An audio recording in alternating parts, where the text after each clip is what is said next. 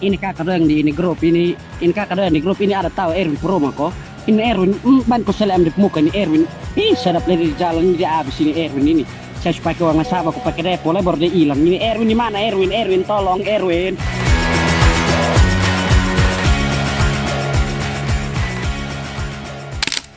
Taruh uang 5 juta bisa dapat sekian, bisa berkali-kali lipat. Bisa berkali lipat. Nah, tanpa buat apa-apa. Saya sebut saja Fir, bodo amat. Mungkin yang member Fir mau marah-marah, bodo amat. Saya nggak peduli juga. Influencer-influencer yang promosi. Nah, mungkin saya nggak tahu juga, mungkin ada teman-teman saya yang influencer juga yang promosi. Mau tersinggung, bodo amat. Siapa tuh? Siapa tuh? Mungkin bisa disebutkan namanya.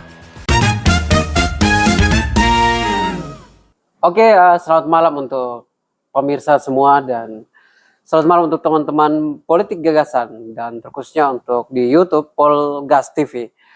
Polgas TV minimal punya gagasan. Oke, teman-teman, hari ini kita berada tepat di view yang sangat indah ya, di Sasando Hotel, di kafenya. Hari ini juga kita akan kemudian podcast dan saya tidak sendiri.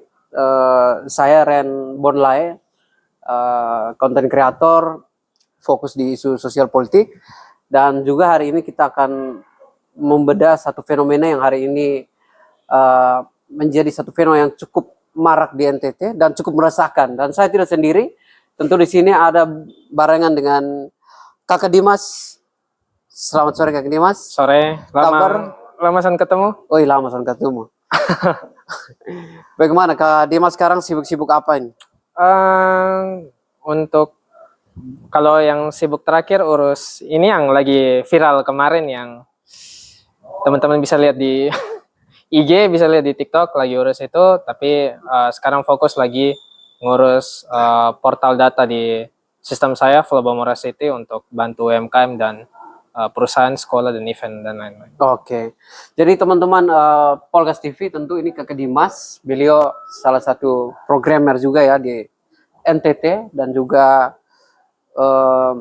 fokusnya juga di bidang IT. Dan hari ini tentu Polgas TV mengundang Kakak Dimas dengan satu keresahan yang mungkin teman-teman akan lihat ke depan, yang Kakak Dimas tentu ini menjadi satu fenomena di mana akhir-akhir ini ada kasus mau dibilang penipuan, investasi bodong. Investasi bodong apa itu? Investasi bodong ini yang perlu kita gelegah ya, atau bedah. Nah, akhir-akhir ini Kakak Dimas dan teman-teman Polgas TV, satu fenomena yang sementara marak dan meresahkan, yaitu investasi yang mau dibilang bodong, dan ini cukup meresahkan karena banyak laporan dan juga di media sosial akhir-akhir ini, baik itu di berita online dan juga di media sosial Instagram, Facebook, dan juga TikTok, itu sangat marak dibicarakan karena ada yang merasa diuntungkan, ada yang dia bilang ditipu. Nah, ini sebenarnya untung atau buntung ini, atau dirugikan nih. Nah, itu kan Mas, satu aplikasi investasi, yaitu kalau tidak salah saya sebutkan saja namanya Fir. Ya, Fir. Dan mungkin di tempat lain ada ya teman-teman, ada aplikasi yang mungkin semacam ini.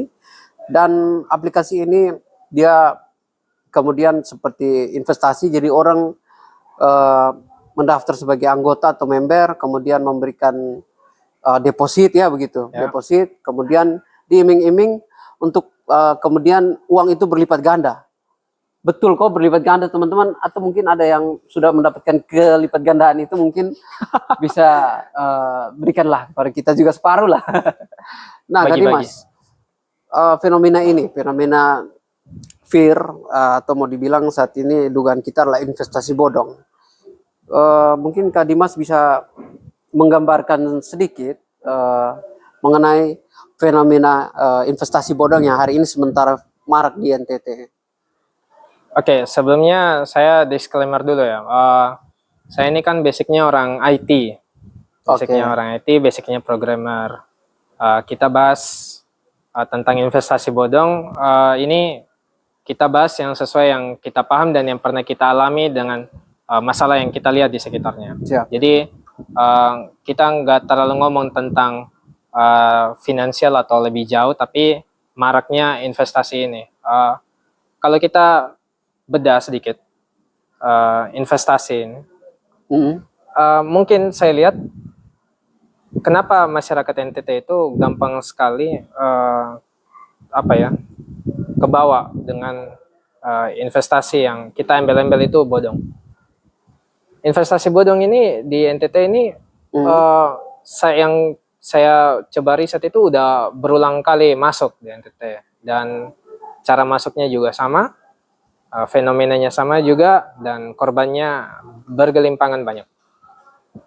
Investasi bodong itu investasi yang menjanjikan sesuatu ya, maksudnya menjanjikan untuk misalnya kita naruh uang, kita dapat return, tapi kalau investasi biasa itu returnnya itu berdasarkan capaian kerja dari perusahaan tersebut. Contoh kita bilang misalnya kita investasi di perusahaan tambang, kita tahu tuh cara kerja perusahaan tambangnya itu untuk menghasilkan profit itu gimana.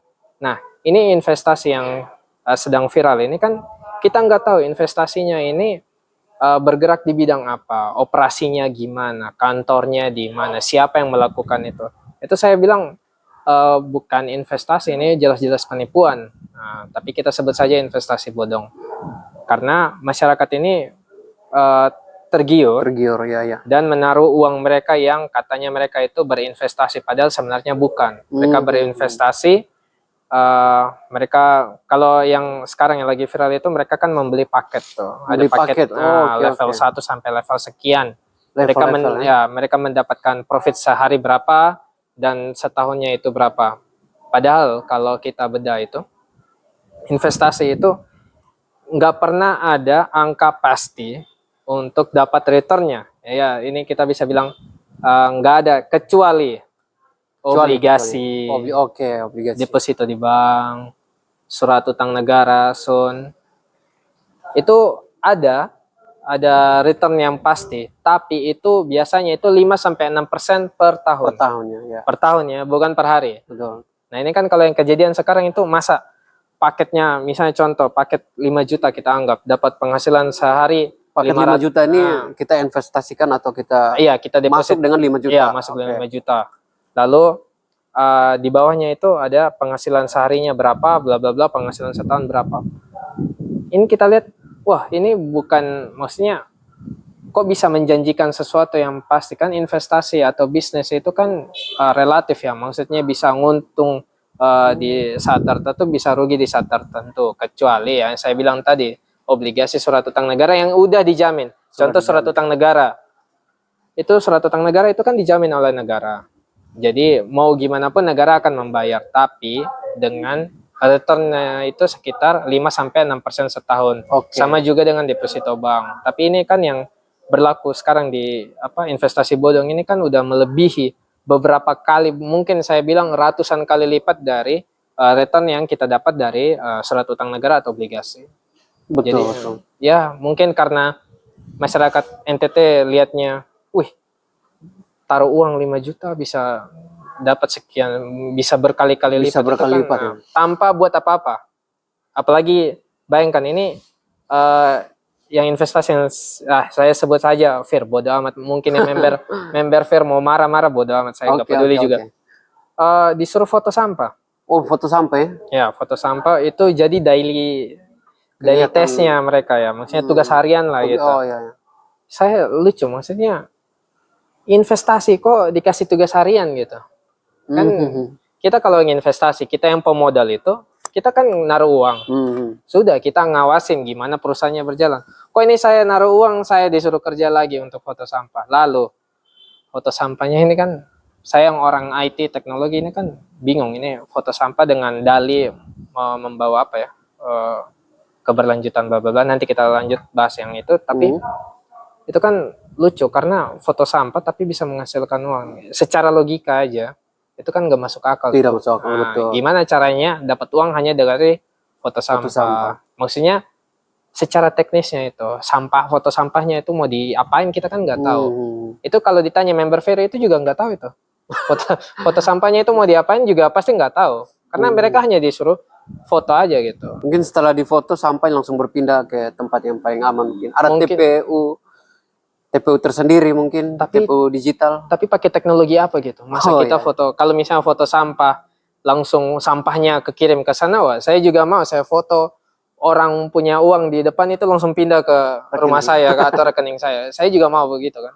Hanya Oke. mungkin teknologi dari Fir ini mungkin teknologi yang mungkin sudah di luar nalar mungkin, atau saya yang belum update tentang teknologi terbaru. Oke. Nah, ini berarti tadi yang seperti Kakak Dimas sebutkan tadi, kalau di Fir ya, ada Fir ya kan. Hmm. Apakah aplikasi atau modus dari investasi bodong ini hanya Fir saja di NTT atau mungkin di daerah lain ada, katanya mungkin di Sabu atau di Ende, dan ternyata cukup masif ya, atau menurut Kak Dimas sendiri bagaimana? Kalau berdasarkan yang saya tahu itu sudah banyak ada yang masuk di NTT itu. Sebelum kita bahas yang terbaru itu, mungkin teman-teman bisa lihat sebelum-sebelumnya itu ada AGT, Miles. Lalu saya juga baru dapat info dari teman saya tadi, 2019 itu ada Alimama kalau nggak salah namanya. Mirip-mirip seperti itu. Lalu yang saya waktu itu ikut itu ada namanya VTube. VTube itu lupa kalau nggak salah sebelum COVID atau sesudah COVID. VTube itu teman-teman saya itu sampai taruh di story. Taruh di story. VTube itu kan yang saya tahu itu waktu itu kan nonton iklan dapat uang. Tapi beli paket. Lucu tuh. Maksudnya gimana konsepnya itu?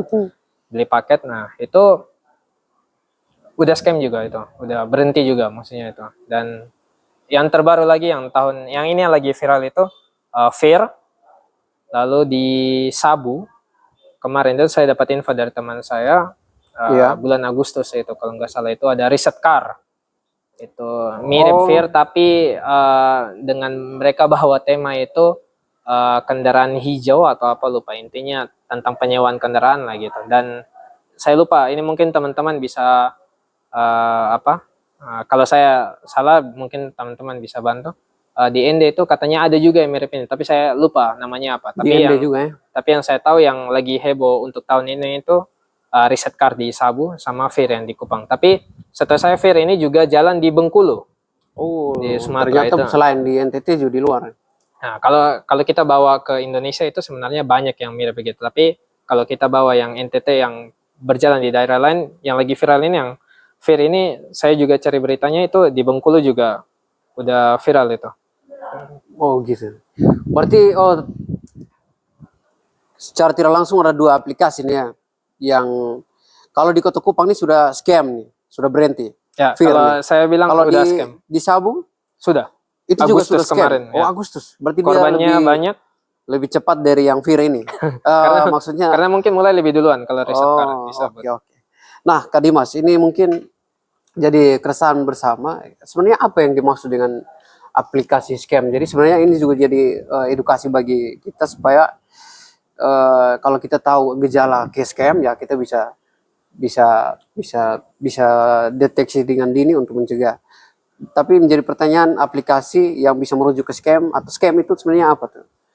Kalau secara biasanya saya nggak tahu arti harfiahnya scam, kalau bahasa Inggris kan penipuan. Tapi kalau di medsos yang biasa teman-teman tech atau teman-teman teknologi bilang itu scam itu di mana kondisi saat aplikasi itu atau investasi itu udah muncak, maksudnya udah tutup gitu. Jadi teman-teman yang membernya dari sistem tersebut itu nggak bisa tarik uang lagi.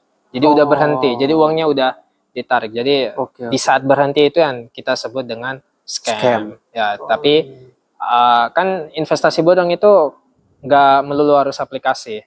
Hanya memang dengan tren yang sekarang itu lebih gampang dengan aplikasi. Bisa dengan website juga. Ada banyak tipe cara.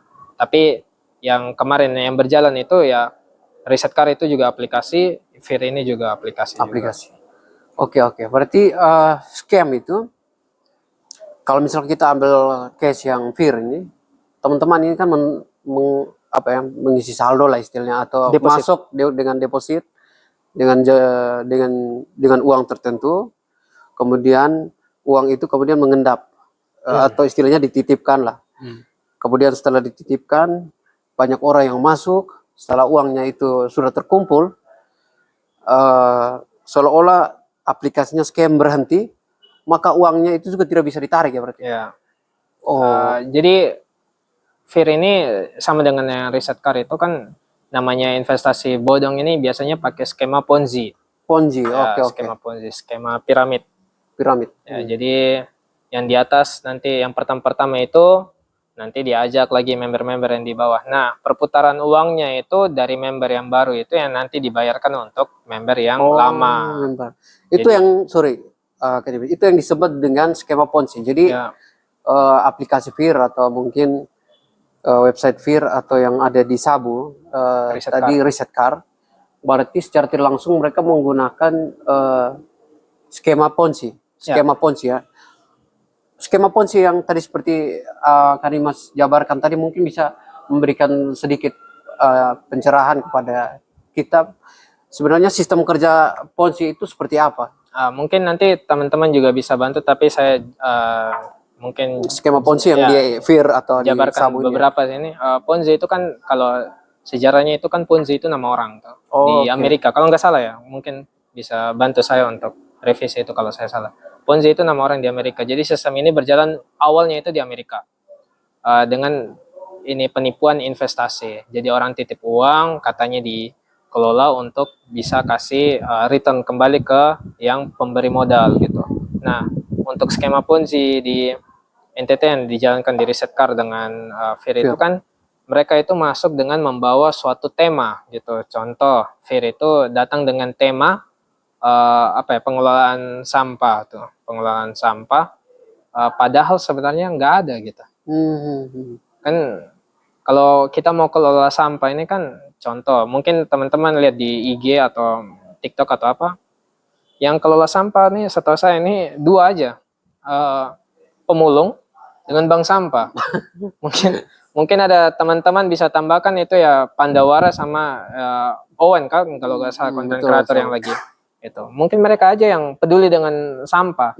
Jadi member-member FIR ini yang bilang mereka peduli sampah, bullshit. Ya, masanya dengan foto sampah, sampahnya bisa dikelola itu macam apa itu teknologi Ya. macam saya juga nggak paham itu mereka. Betul. Tapi yang kita lihat ini kan seharusnya skema ini nih kalau kita lihat secara logika, maksudnya kita bedah secara logika itu kan gampang sebenarnya kita lihat ini sudah penipuan atau tidak. Mereka membawa tema yang future gitu, maksudnya tema yang mungkin agak mengena di masyarakat dengan dampak sosial gitu. Oke. FIR ini cara masuknya itu pintar juga kalau menurut saya yang membuat sistem FIR ini. Mereka itu masuknya mengajak orang itu secara apa ya? Kita ngobrol gini, diskusi. Ren, wah ini ada aplikasi nih. Ini kalau Ren kasih uang nih sehari bisa dapat ini bla bla bla. Nah, masalahnya ini yang saya lihat ini FIR ini mereka karena mungkin ini budaya di NTT ya. Contoh orang besar atau influencer atau apa kalau mereka ngomong, toko-toko itu kalau ngomong orang-orangnya itu langsung kayak oh ini kalau dia yang ngomong pasti betul gitu. Nah, nggak ada pikiran kritis untuk mencoba menanyakan mencari tahu. Ya, padahal kan semua orang itu bisa aja salah gitu. Bisa aja salah. Nah, ini kan apalagi cara masuknya itu pakai influencer. Nah, ini teman-teman mungkin bisa lihat sendiri ada influencer-influencer yang promosi. Nah, mungkin saya nggak tahu juga, mungkin ada teman-teman saya yang influencer juga yang promosi. Mau tersinggung bodo amat, saya tidak peduli. Mungkin bisa disebutkan namanya. Saya tidak tahu juga namanya siapa. Pura-pura aja. Mungkin ada yang kenal bisa spill di komentar ya. Tapi ada untuk ini influencer di Kupang saya lihat ada. Mungkin teman-teman nanti bisa lihat di IG yang media di NTT itu ada mereka sering tag itu namanya untuk influencer. Tapi kan saya juga nggak tahu influencer ini mereka promosi itu memang langsung dibawa yang pemilik aplikasinya atau mereka ini juga korban. Nah, kalau mereka juga korban diajak bla bla bla, habis mereka ngajak orang lagi gitu. Tapi saya berharapnya yang influencer ini juga korban. Kalau mereka sampai kayak langsung dari yang pembuat aplikasi ya kejadiannya nanti seperti Indra Kents Oke. yang binomo, bla bla bla. Itu kan juga, itu kalau Indra Kents kan kita nggak bisa bilang dia korban karena dia udah berhubungan langsung dengan yang pembuat sistem. Nah seperti ini juga kita nggak tahu influencer ini berhubungan langsung atau tidak. Tapi kalau tebakan saya itu mereka juga korban hanya dengan karena mereka lihat oh ini kayaknya ada bisnis bagus nih, return tinggi, jadi mereka ikut. Ketika mereka udah dapat contoh misalnya dapat penghasilan per hari berapa gitu, mereka coba ajak orang lain. Apalagi menggunakan background dari media sosial mereka yang cukup besar, karena bisa menjaring lebih banyak, itu jadi satu peluang. Karena dengan mengajak orang kalau tidak salah bisa menambah cuan ya kalau tidak salah. Ya, karena sistem Ponzi itu piramid, jadi semakin banyak orang yang ikut, apalagi misalnya kalau saya ngajak Ren, nah penghasilan Ren itu juga nanti akan jadi penghasilan saya gitu. Jadi semakin banyak orang yang ikut di downline ya, di downline itu maka akan semakin banyak. Jadi ada persentasenya. Saya nggak tahu persentasenya seberapa, tapi semakin banyak orang yang diajak akan semakin besar nanti pengkomisi. Nah itu nanti udah buntu itu ketika titik di bawah mereka nggak bisa ngajak orang lagi. Ya pasti kan ada titik di mana mereka itu nggak bisa ajak lagi karena sistem Ponzi itu akan berjalan ketika orang itu akan mencari orang lain untuk ikut sistem. Tapi ketika orang udah nggak bisa lagi ada yang diajak, nah itu baru nanti kita ketemu titik scamnya. Kalau yang ini scamnya itu untuk Fir itu kemarin itu di 11 November. 11 November itu mungkin yang pembuat aplikasi itu mungkin mau kejar promo 11-11 mungkin. Jadi jadi bikin scamnya tanggal 11 bulan 11. Saya nggak tahu dia yang pembuat aplikasi lagi kejar promo barang apa, saya tidak tahu, tapi yang saya tahu itu udah viral tuh pas malam tuh 11-11 itu pas tanggal 12-nya tanggal 11 tuh, bulan 11 ya? tanggal 11 bulan 11. Tanggal scamnya cantik sekali. Saya baru lihat juga tanggal scam aplikasinya itu cantik, pilihnya tanggal 11-11. Itu viralnya kan baru besok tuh. Di semua media sosial baru bahas tuh. Oke. Berarti skema Ponzi ini tergantung dari orang baru ya? Iya. Jadi kalau ada orang baru yang diajak, berarti dia terus berkembang. Jadi seolah kita membuka jaringan bawah begitu ya. Semakin kita tarik orang, dia bisa dapat, dia berkembang lagi tuh. Ya. Jadi dari dia dapat orang lagi, dia berkembang lagi. Dari bawah lagi dia dapat orang, dia berkembang. Ya. Jadi yang top leader atau mungkin paling atas ini dia bisa mendapatkan keuntungan lebih besar karena orang yang dia rekrut mungkin sebelumnya itu merekrut tambah orang. Jadi dia puncak rantai makanan lah kalau yang awal-awal itu. Ya, kalau di Fir ini kan ada grup-grupnya tuh. Jadi setiap pemimpin grup itu saya nggak tahu ya. Yang saya lihat itu ada sebutannya leader tuh. Oh leader itu. Jadi leader dia punya grup itu. Jadi yang di grupnya itu anggotanya dia. Kalau tidak salah kemarin tuh sempat ada buat seminar ya. Ada di beberapa postingan media sosial di Instagram yang saya lihat hotel di beberapa akun. Kalau tidak salah di hotel. Lupa, karena hotel ada Videotron tuh besar sekali sama warga masyarakat, dan saya lihat paling banyak itu orang tua. Ya. Paling banyak orang tua. Nah kalau orang tua ini kan pastinya backgroundnya berbeda-beda ya. Mungkin ada yang petani, ada yang peternak, mungkin juga ada teman-teman kita di aparatur sipil negara, mungkin saja. Karena barang ini kan hanya tergantung mungkin menurut beta ya, ini tergantung bagaimana seseorang memainkan logika pada orang lain untuk kemudian logika itu masuk pada orang lain, dia juga ikut. Nyerang psikologisnya. Menyerang psikologi, bukan menyerang ya, tapi menggunakan psikologinya untuk bisa mempengaruhi orang lain. Oke. Nah, Abang Dimas, mungkin Kakak Dimas, mungkin dari skema Ponzi ini kalau kita lihat memang cukup meresahkan lah.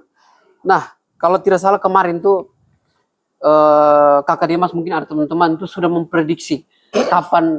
Jadi Kakak Dimas ini kemarin teman-teman sudah pernah memprediksi kapan bahwa aplikasi ini atau Fir ini akan scam atau akan berhenti.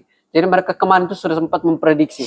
Nah ini kalau sampai memprediksi berarti sudah tahu fondasi dasar dari aplikasi ini. Bagaimana kemarin bagaimana sampai memprediksi dan apakah prediksi itu betul atau tidak itu?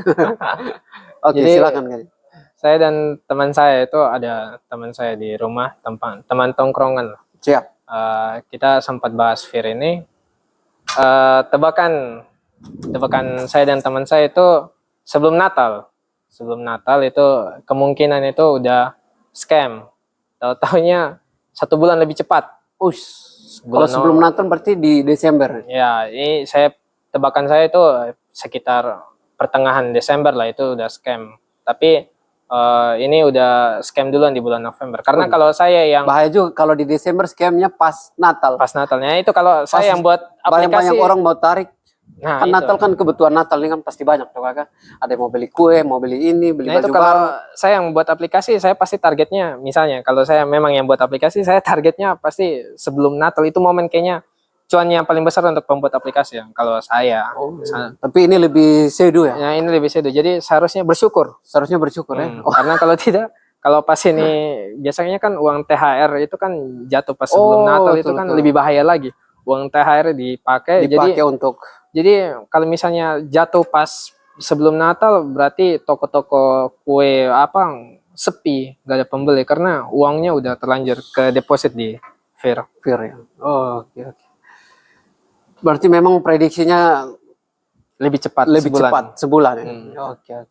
Nah, Kak Dimas, ini memang tentu seperti yang kita omong di awal menjadi keresahan, kemudian keresahan ini kemudian ada yang dibaca oleh orang lain itu menjadi sesuatu yang tidak baik, tetapi ada orang lain menganggap ini menjadi baik. Yang baik mengajak orang baik untuk semakin membaik, Ya. yang tidak terpengaruh mencoba untuk mengedukasi orang lain supaya tidak terjebak, tetapi kemudian dianggap sebagai orang yang kemudian tidak mengerti atau mungkin tidak baik karena mencegal dia untuk mendapatkan uang. Ya. Dan ini menjadi suatu keresahan bersama, memang menjadi keresahan bersama. Nah, tentu dari aplikasi ini yang kemarin, kalau kita bilang aplikasinya scam, pasti ada korban. Seperti yang tadi disampaikan tadi. Nah, kenapa kita orang TNT bisa menjadi pasarnya mereka atau investasi bodong ini? Kenapa menurut Kakak Dimas menjadi pasar, kalau istilahnya menjadi pasar kita untuk bisa mendapatkan orang-orang untuk bisa mendeposit di aplikasi mereka? Kenapa kita di NTT? Kemudian dan yang berikut itu, apakah yang menjadi korban ini dapat melapor? Mungkin itu dulu.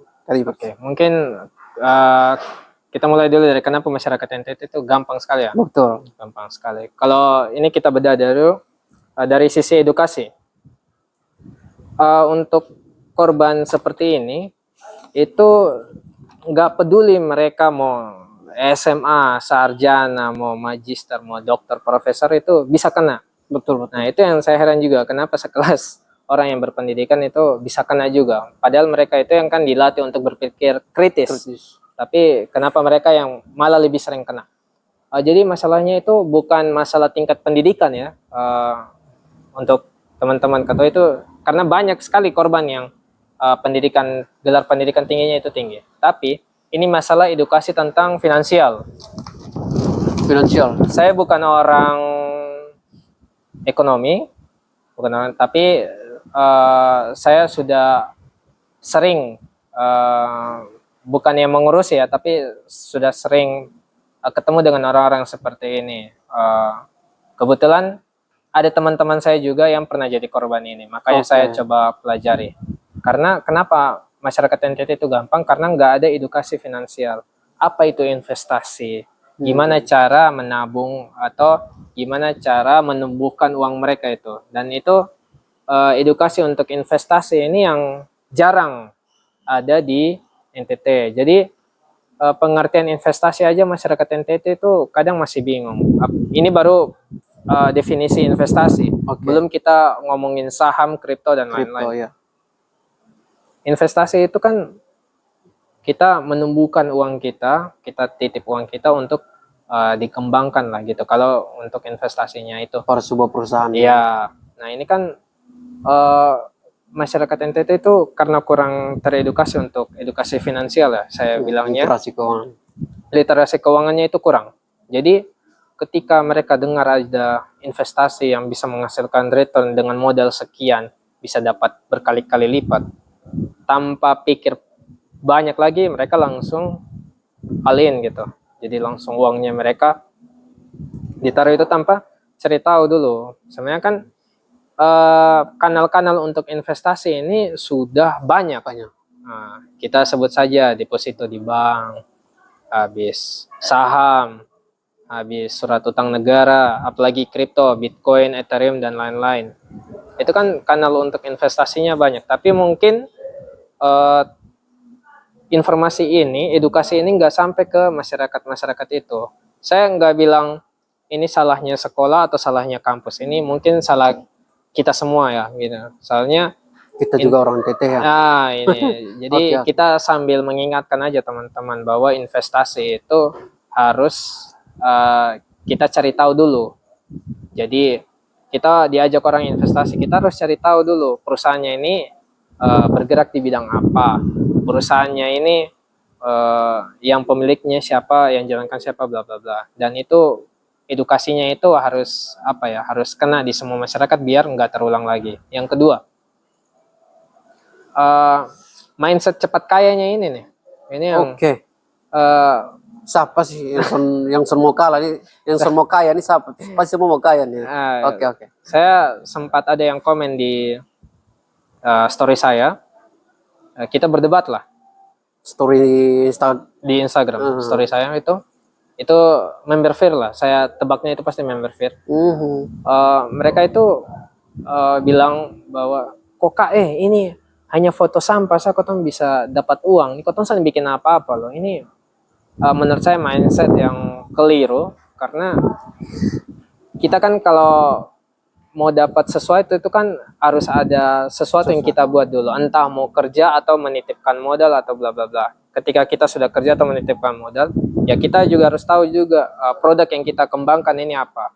Contoh kayak di Fear, ini kita titip uang untuk diinvestasi, tapi kita nggak tahu nih kerjanya Fear ini gimana, cara mengelola foto sampahnya itu. Lalu karena hanya masyarakat ente hanya lihat returnnya, ya sudah jadi tergiur itu. Bayangkan taruh uang sekian langsung dapat uang berkali-kali lipat, itu yang banyak yang tergiur lah. Lalu yang terakhir itu yang laporannya, semua bisa lapor ke polisi.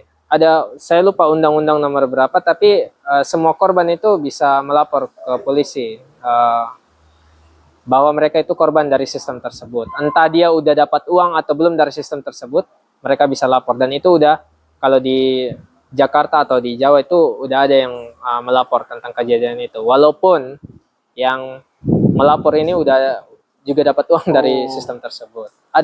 Saya lupa undang-undangnya nomor berapa, tapi bisa lapor ke polisi. Oh bisa ya? Bisa. Tapi untuk berharap uang utuh kembali itu saya nggak bilang mustahil, tapi sulit.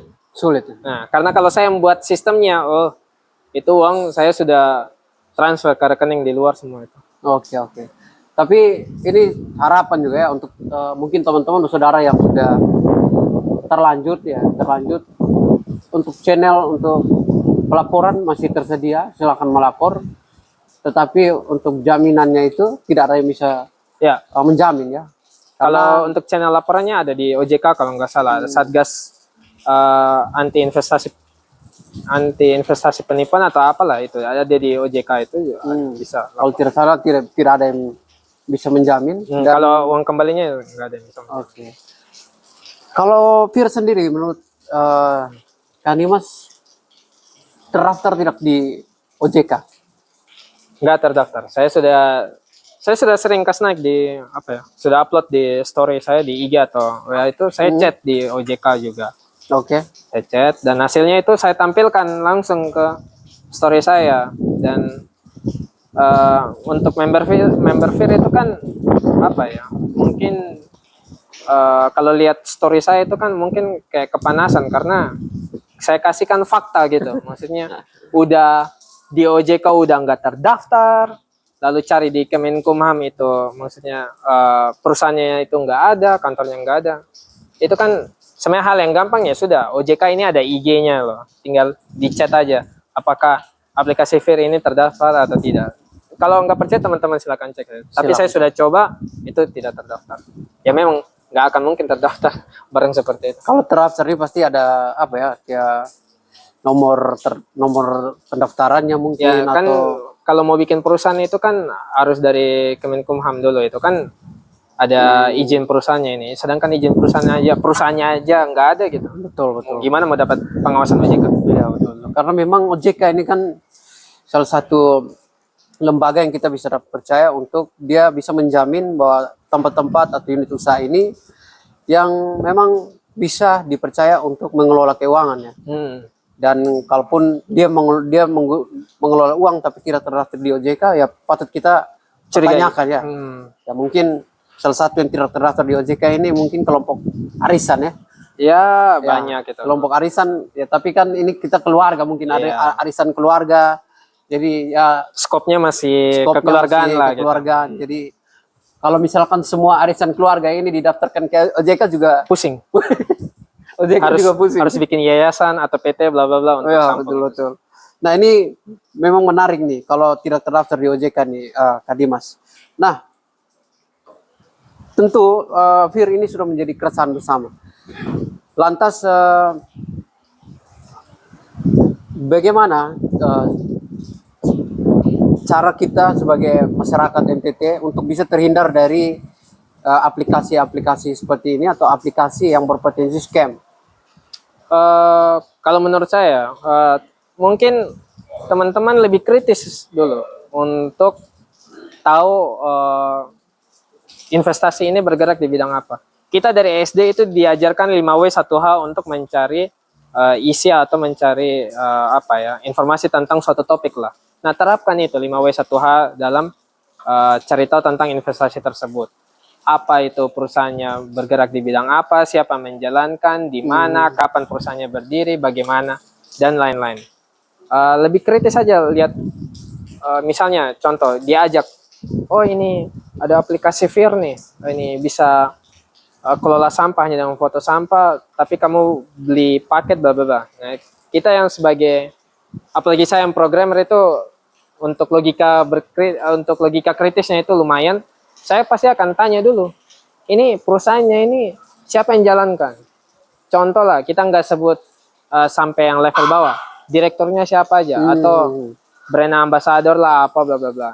Nah, kalau nggak dapat ya, misalnya di mana ya perusahaan itu, kapan perusahaan itu berdiri. Kalau nggak bisa terjawab semua ya, kita nggak bisa bilang itu perusahaan yang legal gitu. Legal ya. Karena itu unsur berdirinya perusahaan aja nggak ada gitu. Betul. Jadi lebih kritis untuk cari. Kemudian ada kanal-kanal tuh, misalnya tadi kayak OJK, itu bisa cari tahu apakah perusahaan ini berdiri atau tidak. Lalu di Kemenkumham itu juga adalah channel, saya lupa websitenya apa, untuk mencari tahu apakah perusahaan ini ada atau tidak.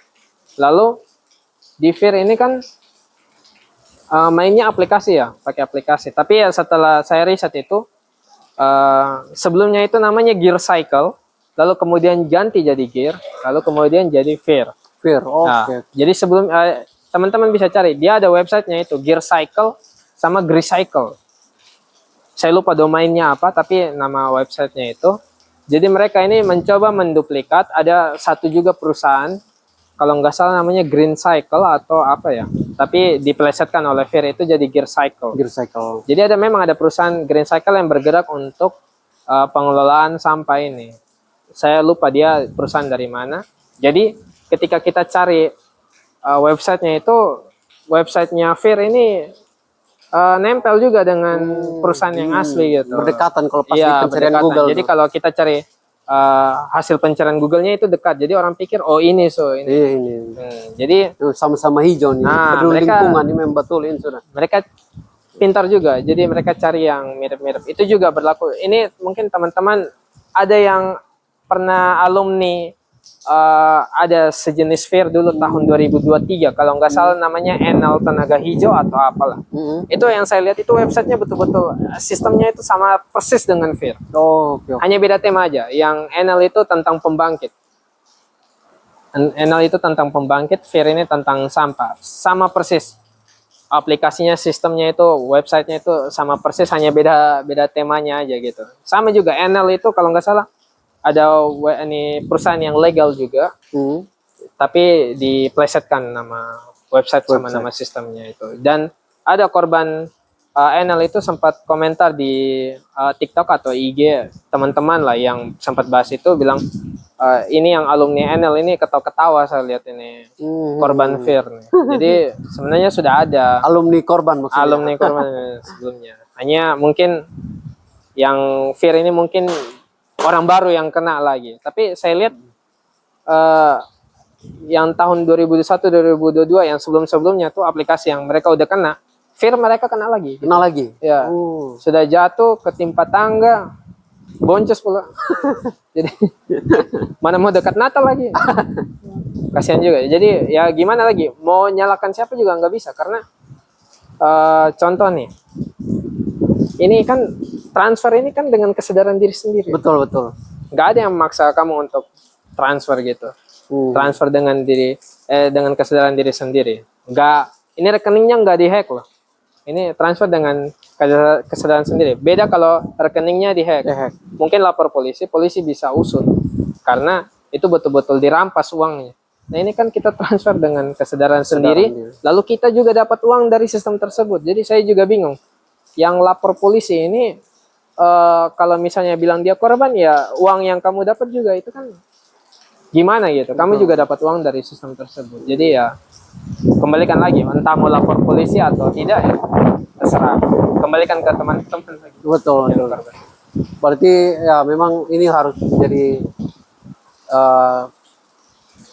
satu catatan bagi kita di orang NTT dan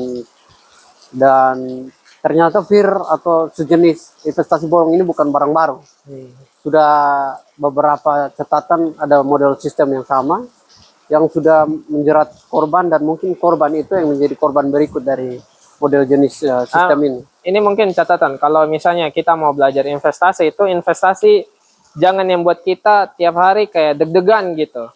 Investasi itu yang aman gitu, yang hati tenang, tentram, damai, sentosa. Maksudnya ini kan Fir ini kan kita yang deg-degan sekali maksudnya. Kalau satu hari sambil foto sampah. Iya, masa kita yang simpan uang, kita yang disuruh kerja lagi. Jadi yang bikin sistem ini ngapain gitu? Kita yang kasih uang, kita yang kerja lagi. Evaluasi siapa mungkin sama sampah lebih bagus. Jadi kayak lucu sekali maksudnya apa ya?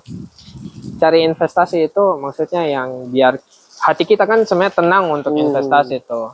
Ini kan jadi takut. Wah ini uangnya bisa-bisa hilang karena nggak ada legalitasnya kan. Betul. Nah ini yang menarik juga Kak Dimas karena tentu Fir ini sudah scam dan kalau kita lihat mungkin apakah kita bisa menggunakan pemetaan atau pola. Jadi kita bisa menggunakan pola. Kita bisa memprediksi kapan Fir itu masuk ke NTT. Kalau menurut Kak Dimas itu Fir itu mungkin atau orang mulai rame-rame menggunakan Fir itu sejak kapan? Mungkin khususnya di Kota Kupang. Saya juga nggak tahu kalau yang masuknya kapan, tapi saya dapat info itu sekitar bulan September. Tapi itu sudah berjalan setelah saya. Tapi ketika saya dengar itu langsung saya cari tahu dan makanya saya upload di story WA sama story IG itu kalau nggak salah sekitar tanggal 24 atau 25 September. Itu sudah saya bahas itu. Fir itu sekitar bulan September, akhir September itu. Dan itu mungkin belum terlalu banyak yang ngikut, belum pada ngeh juga bahwa ada investasi ini. Tapi saya sudah lihat ada beberapa orang di sekitar saya yang ngikut. Makanya ciri-cirinya foto sampah. Iya, ciri-cirinya setiap hari foto sampah gitu. Jadi saya sudah lihat, jadi saya riset dan itulah saya kasih naik di story dan berdebatlah dengan member-member Fir itu. Jadi mereka balas komen di IG saya di WA. Teman banyak. Jadi saya kan memang hobinya berdebat dengan teman saya. Tapi kalau kali ini menurut saya win streak karena faktanya itu saya menang semua. Mereka tuh hanya punya dalih satu. Saya nggak merugikan orang lain gitu. Oke. Karena ya belum scam aja. Kalau udah scam itu pasti ceritanya beda lagi. Itu coba teman-teman lihat. Semenjak yang Fir itu udah scam itu, lihat story-story yang biasa dapat cuan setiap hari itu kan pada hilang. Langsung berhenti total tuh. Intinya teman-teman lihat di kantor atau di manapun di tempat nongkrong, intinya lihat yang muka cemberut itu kalau bukan pendukung Liverpool ya ini Fir. Udah, itu kasihan lagi kalau misalnya fans Liverpool habis kena Fir lagi. Wih, gila itu, kena lost streak ulang-ulang itu. Tapi bukan hanya sekedar, bukan kita mau jelekkan Liverpool ya, tapi ciri-cirinya aja. Ya. Ciri-cirinya saja yang mungkin mengarah, mungkin kalau tidak salah, dan mungkin berpotensi. Tapi bukan berarti yang itu, teman-teman yang itu. Nah, ini yang menjadi satu pertanyaan lagi, Kak Dimas, karena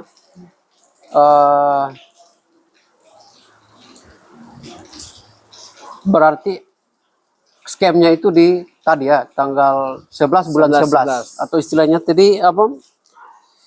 Istilahnya apa di tanggal bagusnya itu apa? Ini apa? Promo 11-11. Promo 11-11.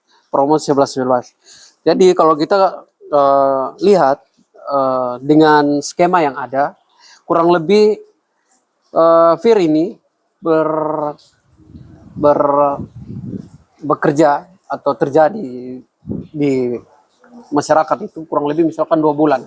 Kalau kita identifikasi atau memetakan menggunakan pola Ponzi tadi, kita memetakan menggunakan pola Ponzi, berarti tentu ada orang-orang yang menjadi pucuk atau menjadi leadernya begitu. Kalau skema Ponzi dari orang baru, berarti sebenarnya kita masuk itu kita membentuk sebuah skema atau segitiga tadi ya, segitiga tadi. Jadi orang yang pertama itu yang adalah satu, kemudian dia menyebar, dan tentu penyebaran ini dengan penyebaran uang juga. Ya. Dengan penyebaran uang ini dengan menggunakan skema atau produk jualan mereka. Produk jualan ini adalah bagaimana mereka memberikan iming-iming pada deposit. Misalkan deposit pertama itu 200, hariannya itu mungkin sekitar harian deposit 200, hariannya 100. Tahunannya itu mungkin bisa 24 juta. Ya. Dan itu dengan satu produk. Kalau produk yang berikut mungkin depositnya bisa bertambah. Misalkan menjadi deposit 2 juta, hariannya mungkin bisa 4 meningkat, juta, ya. tahunannya mungkin 240-an juta. Dan skema itu yang dipakai sehingga itu kemudian menjerat banyak orang tuh. Dan tentu untuk bisa meyakinkan orang lain pasti ada orang-orang yang pasti akan dapat komisi atau mungkin untuk meyakinkan itu mereka akan dikasih tuh sebagai bonus. Oh ya, supaya orang lain percaya dan dia juga mengikat psikologinya dia tuh. Oh ya, dikasih bonus. Tetapi bonus yang dikasih untuk dia mendapatkan orang lain itu melebihi dari pengikut yang dia dapati. Sehingga kalau aplikasi ini tidak di-scam atau diberhentikan, maka siklusnya juga akan kemudian tidak akan berlanjut karena orang baru tidak ada lagi karena semakin susah. Ya. Karena keuntungannya mungkin saja sudah besar sehingga kemudian aplikasi ini di-scam. Setelah di-scam, uang-uang mereka yang sudah didepositkan itu kemudian tidak bisa ditarik sehingga uang itu kemudian habis selesai yang didepositkan dengan jumlah yang kita tidak tahu. Potensinya ini mungkin apakah bisa sampai miliaran atau triliunan atau mungkin ratusan juta? Bisa, karena kita ambil contoh penduduk Kota Kupang itu sekitar 400 lebih ya. Mungkin yang ikut itu mungkin kita anggap 10% atau satu atau sampai 10% itu lumayan itu mungkin kalau hitungan saya di atas 1 M. Dan ini ada ciri-ciri yang skemanya sama dari kalau mau mendekati scam itu. Kejadian kemarin itu kan Fir itu sebelum scam itu kan disuruh untuk membayar pajak. Oh, oke. Disuruh membayar pajak untuk mau tarik uangnya gitu. Bayangkan ini sistemnya udah nggak terdaftar, tiba-tiba ada pajak lagi, entah pajak apa, kan lucu sekali. Jadi mau tarik uang aja kita dipersulit, padahal uang kita tuh. Nah itu ciri-cirinya itu sebelum mau scam itu udah dipersulit untuk mau tarik uang. Dipersulit itu seperti apa tuh? Itu kayak misalnya kalau mau withdraw, tunggu dulu mungkin 2 atau 3 hari. Kalau tidak harus deposit uang lagi. Ini contoh nih kasusnya. Saya nggak bilang fair, tapi mungkin sistem sebelumnya, ketika mereka mau tarik uang, mereka disuruh deposit lagi untuk mungkin biaya administrasi atau bla bla bla. Jadi disuruh transfer uang beberapa biar uangnya bisa ditarik. Tapi ketika sudah ditransfer, uangnya nggak bisa ditarik juga.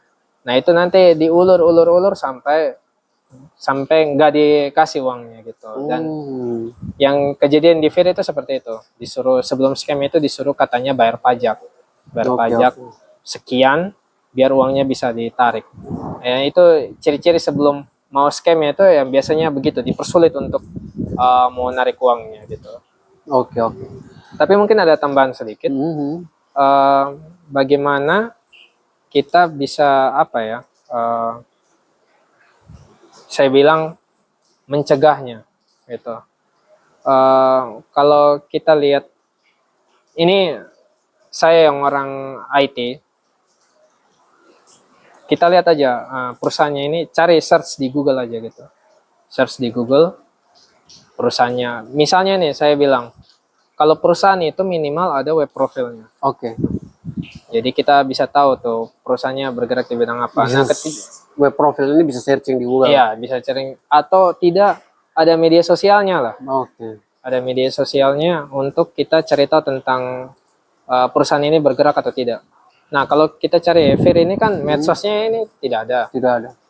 Websitenya itu website yang bukan, kali ini saya yang programmer itu bukan web profil ya. Websitenya Gercycle itu, yang aplikasi Fir ini. Itu bukan web profil karena masuk itu sudah langsung ke sistemnya mereka itu. Jadi landing page mungkin. Nah, jadi nggak ada tentang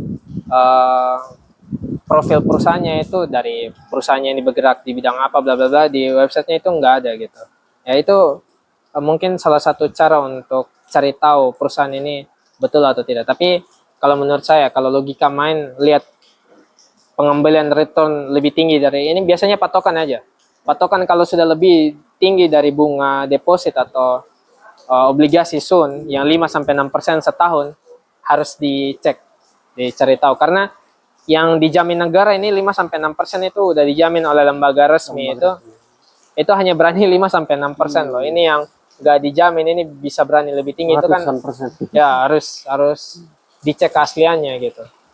Jadi memang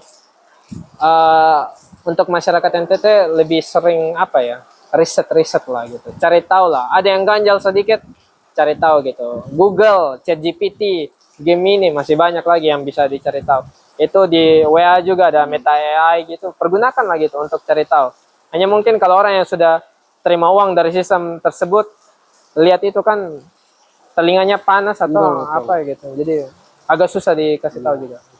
Ya teman-teman, mungkin ini jadi pelajaran untuk kita semua, menjadi bahan edukasi bagi kita bagaimana kita melakukan riset terlebih dahulu terhadap sebuah perusahaan atau instansi atau produk sehingga kita bisa tahu bagaimana barang atau uang atau sesuatu yang kita berikan itu kemudian betul-betul memberikan dampak, sehingga bisa dilihat dari model bisnisnya begitu.